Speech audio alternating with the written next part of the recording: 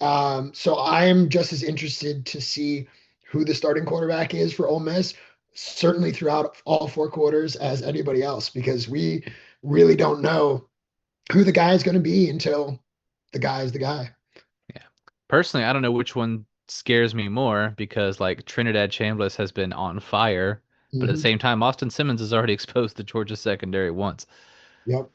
I think the three of us could expose the Georgia secondary in the That's first fair. half of football games. First Let's half not only, pretend here. yes. Yeah, first half only. I think the three of us get 150 yards. I like the over there. All right. So assuming that Trinidad Chambliss starts this game, the more explosive quarterback based on what we've seen, um, how do you expect him to perform? Better than last week. I think last week was a big wake up call against Wazoo. I think it was honestly the perfect wake up call. You couldn't really ask for. I know you don't want to keep it close against a team like Washington State in terms of optics, but in reality, I think that was kind of a best case scenario for this team. Um, Being ranked number four in the country is obviously a big number. Highest ranking since I think the original college football playoff ranking in 2014 or 20, whatever that was, 2010. Yeah, 14. Yeah. I can't remember when I went to school. And so yeah, I think having that kind of sleepy trap game off a bye against Wazoo, where Trinidad did not play well in the first half, um, that's a good wake up call for this guy who is coming in. This will be his first road game in a really intimidating environment. I think they're going to intentionally play to that early, where they're going to give him opportunities for success with checkdowns and quick reads and easy throws. Um, but then the issue last weekend is if you actually look at the numbers, Trinidad finished like 20 of 29 for two something, 250 something, and a touchdown or something like that. Um, Charlie Weiss Jr. didn't make adjustments. So I actually put last weekend's offensive struggles on the offensive coordinator and an inability to adjust, or rather, not an inability, but an unwillingness to adjust his game plan. And so I think that's fine if you want to come out that way on the first drive or two, give Trinidad a chance to settle into the environment. But then he's going to have to change those play calls as the game goes on, and we'll see how Trinidad handles it. If Trinidad even is the guy, I think he's going to start. It's a matter of at what point do they yank him? If they yank him at all, do they need to yank him? We'll see. But I do think it'll be Trinidad taking the first snap on Saturday. So the Ole Miss offensive line has played pretty well so far this season. They're top 20 in sacks allowed, top 30 in rushing offense, top 60 in tackles for loss, which is a slight ding, but still, top half of the country. Georgia, meanwhile, seems to not have a pass rush this season, but they are 17th in the nation in rushing defense. So, do you expect the ground game to be able to keep it up? Great question. I think this is what's going to determine the game. If Georgia can stop Ole Miss on the run and force them to throw the ball, I think Ole Miss is in trouble. Not to say that Ole Miss can't throw the ball. I just think that the run game is so critical to certainly the offense in terms of RPOs and reads and checks. But kind of if you look at Lane Kiffin's offense historically, and John and I have had this conversation on this particular podcast in the past. Um, Everyone likes to say Lane Kiffin runs a West Coast offense and throws the ball or whatever. That's actually not true. He runs the ball more than he throws the ball when you look at the numbers. And so if Georgia can get penetration at the line of scrimmage and kind of bully that line to where they can't run the ball and they're forced to throw, I think Georgia runs away with this game kind of all four quarters. But Lacey's a dog. I mean, he might be the best running back in the country. There's like a legitimate case to be made there. Um, and so I think yes, they'll be able to keep up the production. Do I think that they're going to run crazy on Georgia's defense? No, absolutely not. Do I think that they can put up enough numbers to where you can use the run game as to set up the pass and use the kind of the passing offense and the RPOs as an extension of the run game? I think they'll be able to figure that out. But again, that comes down to Charlie Weiss Jr. and his willingness to adjust because he did not do that last weekend against Washington State and just kept kind of running the ball, which was working. But if that doesn't work against a defensive front like Georgia, You got to be able to adjust. And so then that's where my question marks really come into the picture. So it wouldn't be a Lane Kiffin Ole Miss team without an explosive passing attack. Eighth in the Mhm. country in passing offense and 27th in explosive passing plays. With Georgia's just straight inability to stop the pass, especially in the first half of games, how many hundreds Especially of when it comes to yards? explosive plays. Yeah, how many hundreds of yards does Trinidad have at halftime? Let's not get ahead of ourselves. But hey, I don't like this. This is reverse rat poison. We usually don't get this from you guys. Like, what is all of this self-deprecating? This is not Oh okay. no, this is 100% earnest from him. I can promise I you. know Yeah, that's the no, problem. we've hated on the secondary since. Well, Dalen Stockholmed us last year. He had good Hmm. games against Texas. He wasn't a problem against Notre Dame. We're like, man, he's improving. And then this season starts, and it's like he's still Dalen Everett. We need to put Longhorn stickers on every opposing team's helmet. Well, hopefully y'all don't do that this weekend. Yeah, I don't know. I think Trinidad. The thing with him is it comes back to the Austin Simmons versus Trinidad debate again. Because if you look at Trinidad, yeah, he can really spin that ball, and he's dropped some darts. He'll drop a dime into a bucket when he needs to, but he doesn't quite has as live of an arm as Austin Simmons. I think he really benefits from uh, good routes, the system. I mean, yes, don't get me wrong. Ferris State is a powerhouse and put some respect on the Bulldogs name, but D2 secondaries are not SEC secondaries. And yes, he threw pretty well against LSU. He's had a couple games where he's put up some sizable numbers and made some good throws. But if it really comes down to uh, does he have time? So it goes back to the offensive line question. If Trinidad has time, he'll be able to throw the ball. If you force him to move and get crazy, that's where he can kind of make mistakes, especially in that first road game in the SEC as a Division II guy. Um, that gets a little dicey. But I do think he'll throw the ball well enough in the first half to keep Ole Miss in the game. And then, who out of the pass catchers do you think has the biggest impact this weekend? This weekend, I'm calling Caden Lee is due for a big game. I've been saying this for a few days, if not weeks now, that he's just kind of due. He's one of those guys who flies under the radar, but he's played such an important role for this offense over the last two, now almost 3 years. Um, I think that because Georgia's secondary, you're gonna have to focus on the deep threats on the outside. And like you said, the Georgia secondary is kind of weak. If there is a weak spot on this Georgia team, it probably is the secondary. So if you're putting your best guys out on the end, you've got Caden Lee in that slot kind of X, Y hybrid role. I think he gets open a lot this weekend, especially if the linebackers step up and try to put pressure on Trinidad. Then that gives Trinidad the quick, easy throw is to get to Caden Lee. So I think this is a big game for Caden Lee. I think it's kind of his legacy game for Ole Miss. Certainly, if the Rebels win, then the name you'll remember is Caden Lee. All right, so we can swap over to the defensive side of the ball. The Ole Miss defensive front isn't really on the same level as last season, but very few are in college football right now. They are 96th in rushing yards allowed, 99th in sacks, and 118th in tackles for loss. Meanwhile, though, Georgia's had a revolving door of players on the O line from injuries, and sometimes that O line has looked more like a turnstile than people trying to actually prevent anyone from getting progress.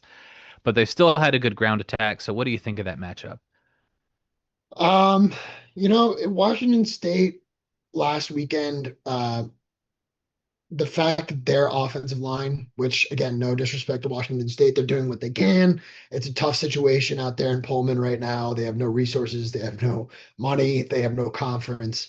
Um, but it's Washington State and it's a down Washington State. So if Washington State was able to run the ball and kind of use that same screen game as an extension of the run game last weekend, that does bring me concerns. That being said, Will Eccles has been awesome this year in that kind of nose tackle position for the Rebs. If he and Xavier Harris can at least um, I don't think the Revs necessarily need that either of those guys to step up and have 35 tackles at the end of the game. But if they can do enough to just kind of clog that middle, the linebacking group, TJ Daugherty has been awesome. Tarian Perkins, who has been kind of disappointing.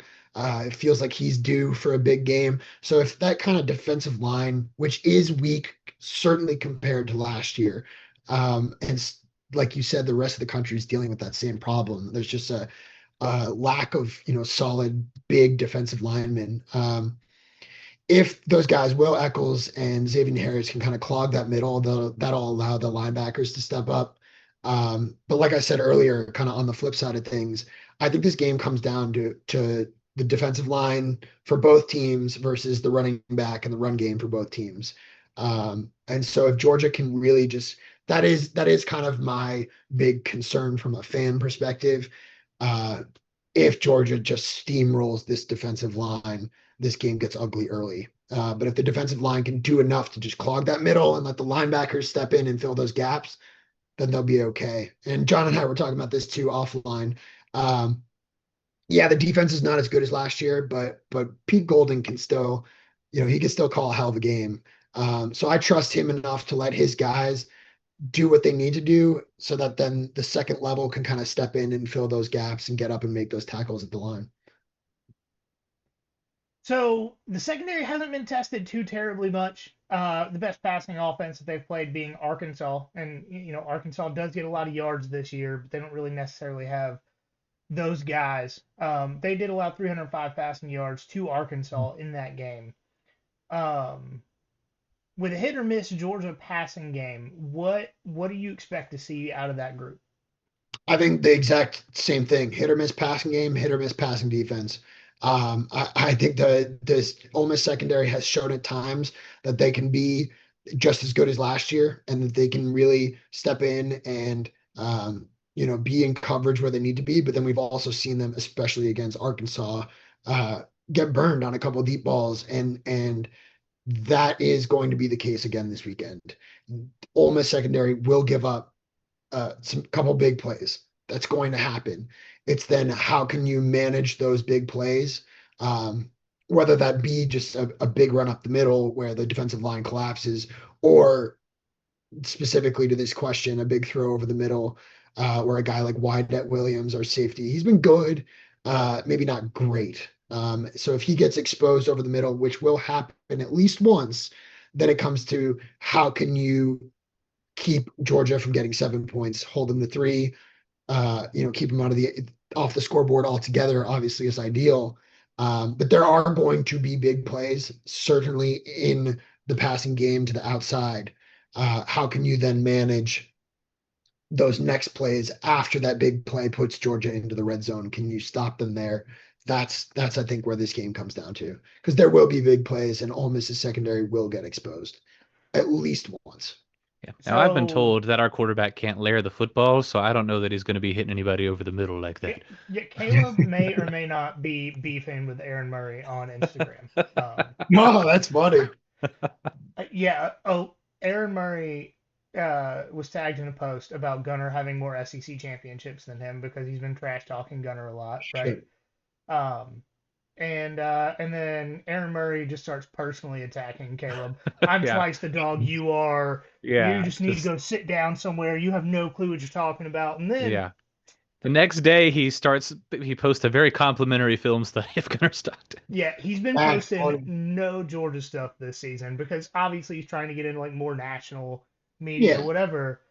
But it was almost every single post of his or his podcast or the Players Lounge since that day has been positive towards Georgia. And it's like, yeah, you got the message. Like, Heard.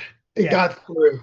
yeah, you should probably dance with the one that brought you because when people talk about Aaron Murray, they're not talking about how you called Mountain West games for CBS. They're talking about you still being in the record books for playing at Georgia.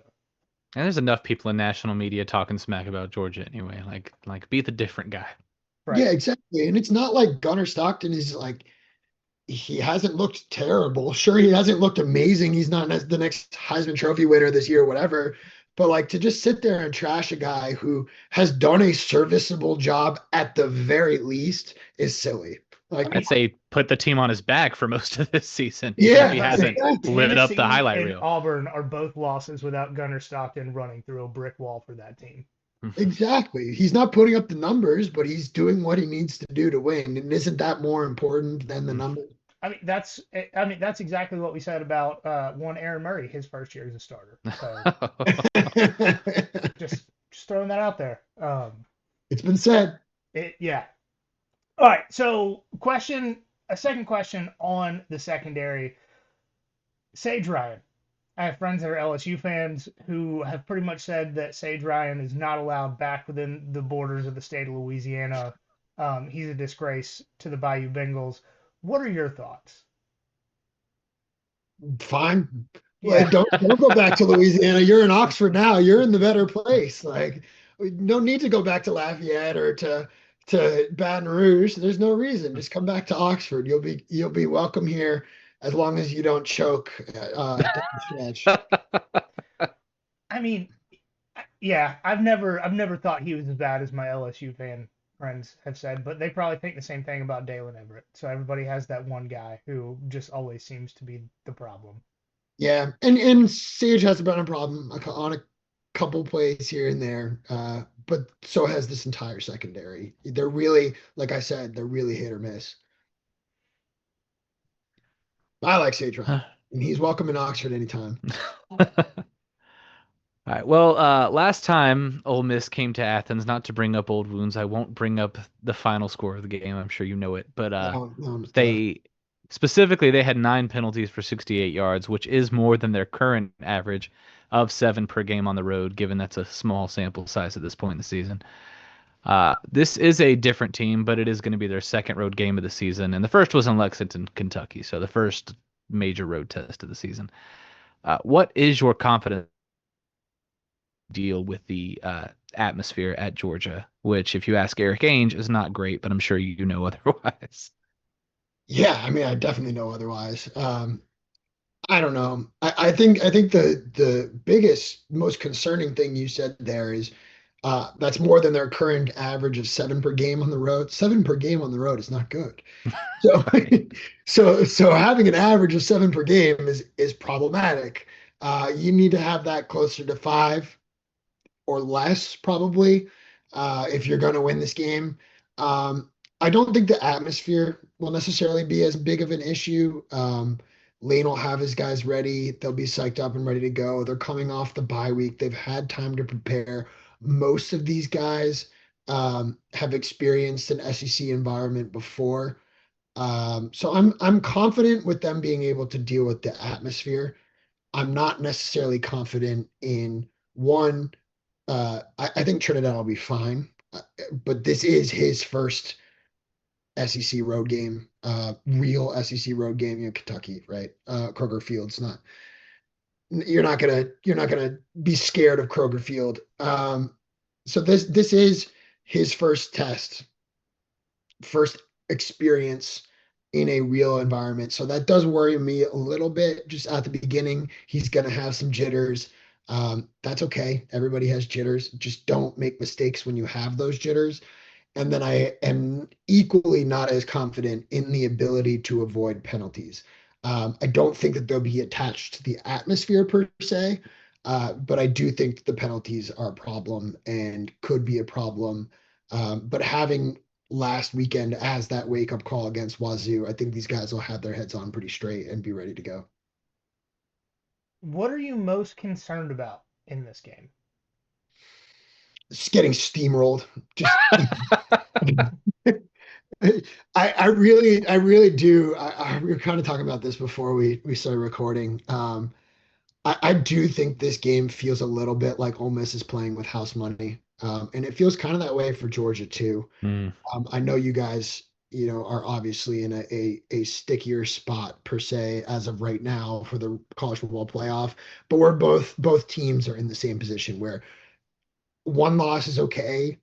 Most teams that will get into the college football playoffs this year at the SEC, assuming there is as many as we think will be four, three, four, five, somewhere in there. You're probably okay with two losses too. Um, so it feels like, okay, almost beat LSU, check. this Georgia game at Georgia is probably the hardest game of the year on paper, certainly before the season. That might now change if Mateer's hand is healthy next week, whatever. Um, so I worry that this team goes in and Georgia just proves more physical, proves more dominant, wins the line of scrimmage. Like you said, the run game against kind of a weak Ole Miss defensive line. And I say that lovingly. I actually do think this Ole Miss defensive line deserves more love than they're getting. But it is still kind of an area of concern. So yeah, my biggest concern is that Ole Miss goes in there. Trinidad makes a stupid mistake early in the drive. And I just had another thing that concerns me come to mind. But Trinidad makes a stupid mistake early in the drive, early in the game, but then Georgia just takes advantage. Then Ole Miss kind of comes back, maybe gets to the red zone, goes for it on 4th down and 1, doesn't get it. Game's over in the first quarter. That's my biggest fear. And then the second fear that just hit me, as I said, Trinidad makes an early mistake. If Trinidad makes an early mistake, at what point do you go to Austin Simmons? And then that becomes a conversation that I really would prefer not to have. So either Trinidad goes in, screws up early, Austin brings you back and wins the game, and he's a hero, and you appreciate Trinidad for what he did as the stopgap, or Trinidad just plays the whole game, plays well enough to keep Ole Miss in the game or win the game. I really don't want to be having the quarterback conversation in the middle of the second quarter. And so that concerns me too. I will say if the quarterback controversy doesn't happen and you go 1-1 in these next two games, you got to be feeling pretty good going through the rest of the Yeah, season, right? I just looked at the schedule. exactly. Y'all would be just fine for a playoff. Yeah. So for those listening, it's Georgia this week. You got to go 1-0. Then it's at Oklahoma next week, and we now know Mateer will be healthier. That's a tough game. That's a potential playoff elimination game.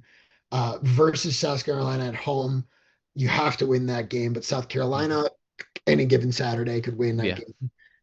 Especially, thank goodness it's November 1st. It's no longer Cocktober, so that's good.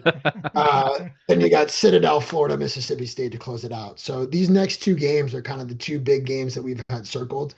And as long as you kind of beat LSU, which almost did, then now you go into Georgia and it's a little bit of house money, like I was saying. Mhm. And if you lose at Georgia, the next weekend against Oklahoma becomes a must win.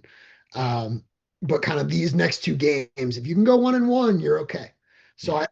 I don't have a ton of expectations, but I do have my worries that this team just goes in and it's just Georgia of the past shows up and just dominates. But I think it'll be a close game, and I hope it's within 14.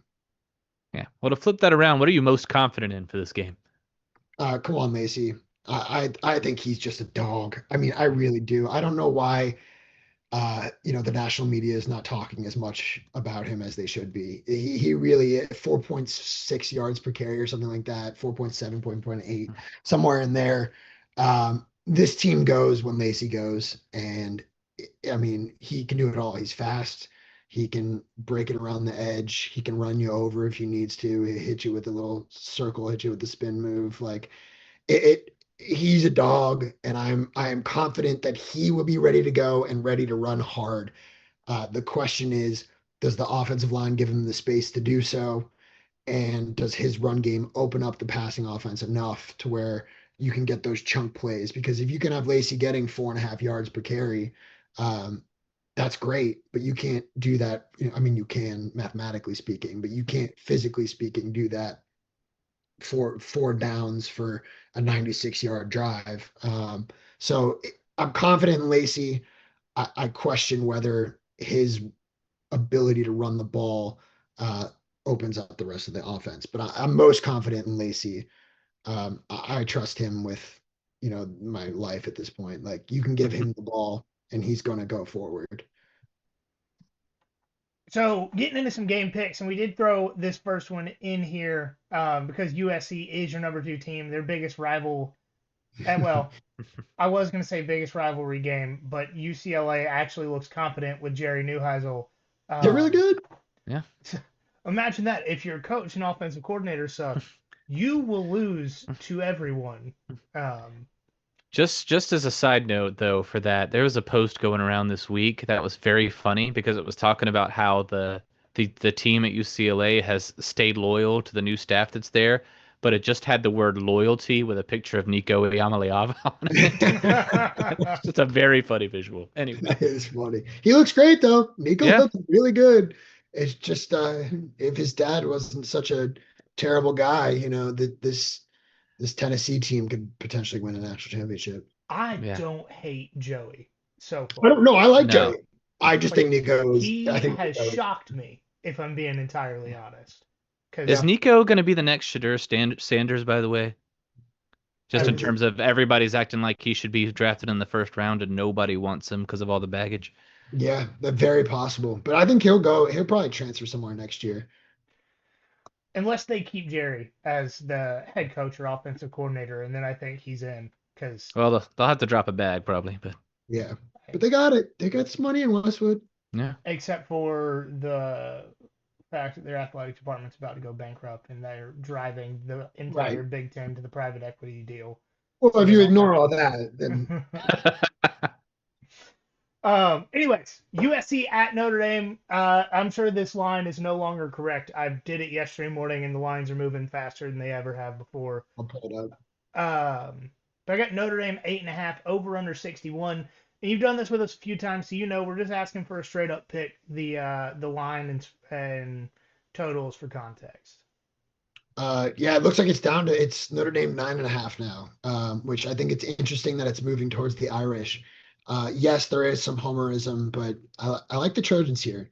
I think it's a sneaky spot. I think the offense looked really good last weekend against Michigan, which kind of nobody expected. Yes, there's some sloppy turnovers here and there, but I think the Trojans can go in here and make a statement on the road. I think they probably then turn around and lose to like Iowa or Northwestern or something. But I think you can go in Notre Dame and win this game. I think Notre Dame's overrated this year. CJ Carr looks awesome, but I think he's due for a mistake. So give me the Trojans. Next game, we got LSU at Vandy. Vandy favored in this. Just, I love it so much. I do too. Vandy 2.5 point favorite, over under 48.5. It feels like an LSU spot. It does, but I have said for what is this month? This is month 3 of this season, so it's like month 18 of the Diego Pavia experience at Vanderbilt, something like that. So I have said for 18 months that I will never fade Diego Pavia. Like I don't care what the line is, I don't care what the game is. I don't I think this feels like an LSU spot where they are due to go in against get a win against a team that's favored, a Vanderbilt team. I'm sure Brian Kelly is going to use that as fodder. Like what do you mean we're underdogs against little old Vanderbilt? But I just can't. I'll never fade Pavia. I think that dude is. I wish he could play. He's the only guy. I don't believe in the whole play for 7 years, play for 8 years. Let Diego Pavia play till he's 65. I don't care. Like just let him stay at Vanderbilt. Let him and Jerry Kill ball out. Um, so give me LSU, but uh, my heart is with Vanderbilt. Texas A&M going to Arkansas. First time since, was it 2013, 2014, the game's not in Jerry World. Yep. A&M are 7.5 point road favorites, over under 61.5. I've been back and forth on this one. I've been talking with a couple of betting guys at a few different sites, and they keep circling this game, and they keep saying, "Oh, it's A&M. It's an A&M spot. It's an A&M spot. A&M's so good." I think A&M is really good. I think Mike Elko's a great coach. I think defensive front is really dominant. I think Marcel Reed looks pretty solid. I saw him play here in Nashville, and then for a minute there, it looked like he was going to end up at Ole Miss. He obviously changed and went to A&M, and looks really good. I think A&M wins outright. I think Arkansas keeps it close. I think Bobby Petrino is that Bobby Petrino man. He's got these guys cooking, and I think he said to the defense um, something to the effect of like, "You guys are terrible, and if you keep playing this way, you won't be playing here. So you might as well go get some tape." I love that. Holy God. uh, You know what? I At least he's honest about it because Yeah. Florida did that with not firing Billy until after well, this now they're doing it point. again. Yeah. I said at the beginning of the season that they were keeping Billy around just so players couldn't redshirt and sit out.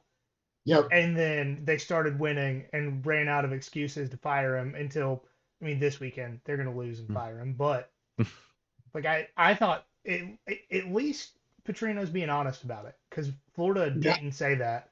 They just were sneaky, like, oh no, we're going to keep him. He's the future, just because they Yeah. didn't want guys to redshirt. That's Mhm. exactly what they're doing, or what Florida did, and they're kind of doing it now. I feel bad for those Gators down there. That would be tough. If I was a player and I was seeing reports that my coach may or may not get fired this weekend, like that would be really hard on my mental psyche. So I feel for those kids down in Gainesville. But then on the flip side of that, I feel great for those kids over in Fayetteville because like Bobby Petrino's awesome. He's great for the sport. He's fun. It does feel like an A&M spot outright, but I think Arkansas keeps it close. At least I'll probably go first half Arkansas. I think it's like 3.5 in the first half. I bet that's a field goal game early, and then A&M might pull away. But that always gets weird. It's weird that it's not in Jerry World. But yeah, yeah. So give me the Aggies outright, but give me the Hogs to keep it close and maybe cover on the back end. And you have A&M with future Penn State head coach Colin Klein calling plays. That would be funny. That's who I think they're going to end up with Yeah. because I think nobody else wants that job.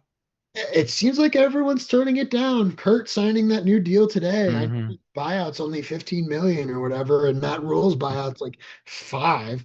Yeah. But both of those guys seem pretty content on staying where they are. I don't. I would stay at Indiana. He's going to make the playoff again this year, and that'll be enough at Indiana to name the stadium after him. Like, Yeah, and there's really no expectations. yeah. Yeah, I think they're going to have to go coordinator, but if I was them, I would have 100%. Like Colin Klein would be the first coordinator on my list. Yep. Of like, hey, yeah, our receivers they kind of suck. Quarterback kind of sucks. We need somebody to come in and make them look like they fairly suck. That's all you gotta do. You just gotta Um, be better than average. yeah, because better than average is getting you 10, 11 wins in the Big Ten Yeah. right now. Any Yep. win against a top five team is going to be better than average. All right, Tennessee at Alabama. Bama 8.5 points. I think it actually went down to 7.5 based on the TV in the corner that's scrolling through. As of me looking right now, depending on where you look, I've got it 8.5. Okay, eight and a Am I half. 8.5? Over under 58.5. I, I don't know. We were just talking a little bit about Tennessee, and Aguilar has been way more impressive than I thought he was going to be, especially as someone who's watched a lot of App State football. I don't know. I've been back and forth on this one too. It feels like a spot where Alabama rolls. They just feel like they're getting hot at the right time. Ty Simpson might be the best quarterback in the country. I don't know how much that says because I don't think there's really that many good quarterbacks this year.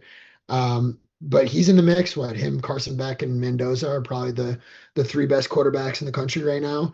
Um, I think Bama rolls here. I think it's a sleepy spot for Tennessee. I know it's the third Saturday in October. I know you're supposed to get juiced for the big rivalry game or whatever, but it feels like Bama coming home. If DeBoer is wearing the black hoodie, like it feels like a spot where Alabama gets the dub. Have you seen the conspiracy theory that Ty Simpson is actually a sleeper agent for Tennessee and he's going to throw this game? Because he is No, but from That that's Tennessee. that yeah, that's well that's it's because I'm positing it right now. I'm in. Yeah, come in. Never mind. I'd like to flip that pick. He's a sleeper agent for Tennessee. Tennessee by 90. So, and this is something that in our podcast group chat we've been talking about the black hoodie of death. He's worn it for all but 4 games he's coached at Alabama. So it's like you And he have has only lost two one of those sample games. size. Yeah, you have only one sample size. Like you've lost 5 total games, and 2 of those have been with a hoodie on. Like I get it. I wear the same jersey every week, but like at the same time, you, A coach it's, shouldn't be buying into those kinds of things. He yeah. doesn't. I I'm do. sure. And He's the on the last black. game, obviously, we're talking about this one. Ole Miss at Georgia. Georgia's 7.5 point favorite. Over under 54.5, not .6. I can't type. Say it's oddly specific. Do they think someone's going to I was score about to half a say point?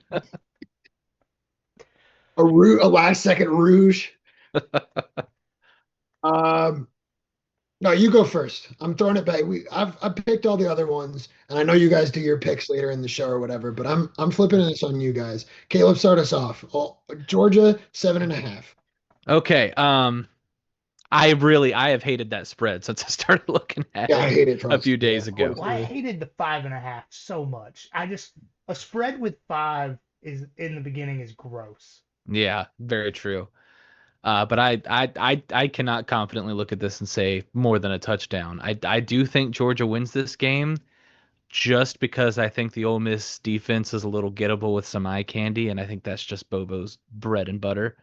So I think he'll have some things dialed up for it. I don't feel great about it though. All right, I would like this one a lot more at 6.5. And if I could bring myself to bet on Georgia games, I might buy it down to 6.5. But I think to me the biggest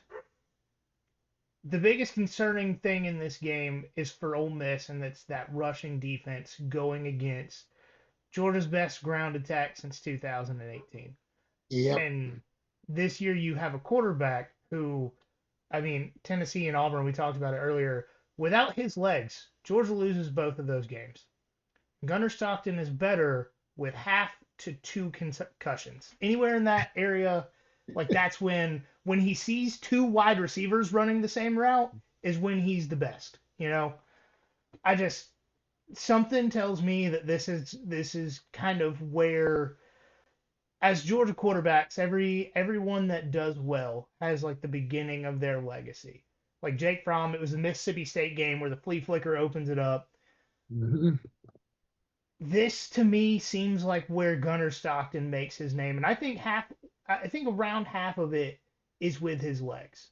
I think it's one of those kind of games like he doesn't pass for a ton of yards. He doesn't even run for a ton of yards. But every time it's like 3rd and 6 and he's about to get wrapped up, he That's the sneaks out job. and converts. And if if this game gets to where Georgia covers the spread, I think it's because Ole Miss has to go for long 4th downs late in the game Yep. on their side of the 50. And that's kind of where Georgia's able to like run 3 plays and kick a field goal and then do it all over again. I think that would be the only way that it covers the 7.5. Yeah, I'm with you. I don't bet on Ole Miss either, and I never will. I'm obviously going to pick this game for the Rebels. That being said, um, John knows, Caleb, I don't know if you know, but I had called last year's win in Oxford Mm, for 16, 17 months prior. Gross. I knew that one was going to happen. It wow. felt like the perfect spot after getting steamrolled in Athens the year prior, coming back to Oxford. It was probably the best team that I maybe will ever see in my lifetime last year. This team is not that.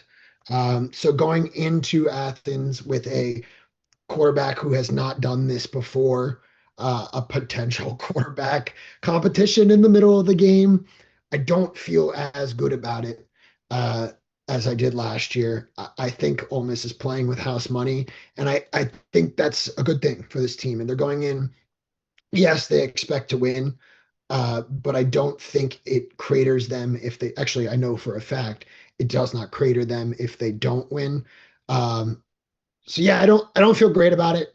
I think there's a lot of question marks on both sides. I think we're going to find out probably by the end of the second quarter, around halftime, which way the game is going to go. I think if it's Mm. going to be close and Ole Miss covers the spread, the 7.5, it'll be a field goal game at the end.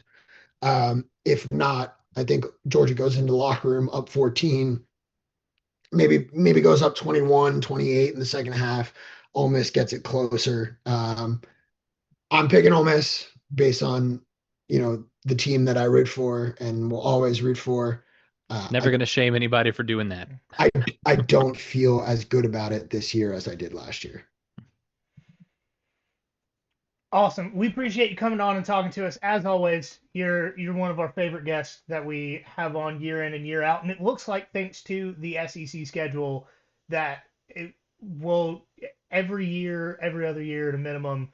At least. And Blaine's always going to be interesting enough to have an off-season conversation. So Oh yeah. we'll we'll keep it going. But y'all follow us on social media at nothing.finer.pod on Instagram, at finerpod on Twitter, Facebook, YouTube, TikTok. Look us up. You'll find us there. Go to stripeoutsanford.com to find your section because Yeah. if y'all listen to us and you show up in the wrong colors, I need you to stop listening. Yeah. And can I talk to you guys real quick who immediately started complaining about this when it came, I don't have a white shirt. Or, it's going to be hot. It's going to be 76 degrees. That's burning up. Go home. Sell your tickets to somebody who cares, please. Just not Because, an Ole Miss fan. right, yeah, yeah. Please sell your tickets to a Georgia fan who cares. Because I'm sick and tired of the tea and crumpet Georgia crowd killing all the fun we could have. Like, those days are over. Go home and Wear a let the shirt drunken, yourself. obnoxious ones take over again. It's you know I love the people that sit in my section as long as they're actually in their seats and not selling them again. But there's an older couple that sits just in front of us to the right that every time I yell and cuss, like there's a cuss word in what I'm yelling at the team, they look at me like I am demonically possessed. Clutching the pearls. Yeah, and you're like, quit wearing pearls to a football game. Yeah. Like Uh-huh. it's the same thing when we go to hockey games. If you don't want to hear people cussing at a hockey game, watch it on TV. Like this is a sport where you watch men with knives on their feet beat the shit out of each other, and you don't want to hear me say "damn." Like go home. Um. Well, all right. Uh. Always remember, guys, there is nothing finer in the land. Than a drunk, obnoxious Georgia fan.